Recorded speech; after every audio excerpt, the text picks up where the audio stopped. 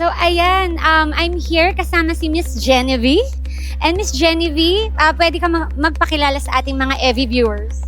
Hello, my name is Genevieve Cabayes. I'm from Dubai, UAE, and I'm here at the Aura Charity Ball to witness this grand event and at the same time support my daughter, Kyrie Yamilao Cabayes, who has just won her Miss United Nations International 2025 title in Shenzhen, China.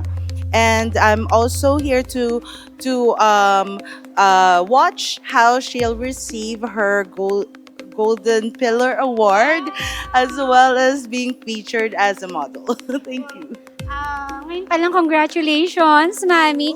And what are you feeling right now na may award yung iyong daughter? Super proud. I mean, sobra kaya I'm here with my family as well. I've got my cousin and my mom here as well to just support Kyrie.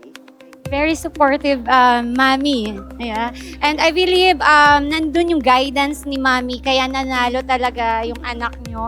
And ano yung parang sa tingin mo na ginawa mo, bakit kaya yung anak mo ginagalingan niya?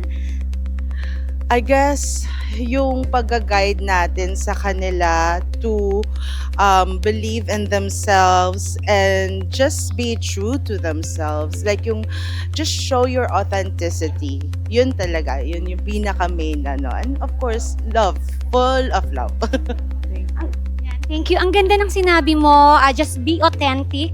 Ilabas lang nila yung kanilang sarili nila, galing nila, kung ano yung gusto nila. And then, have fun lang din, no? While doing kung ano man yung industry or larangan na ginagawa. Then, thank you so much.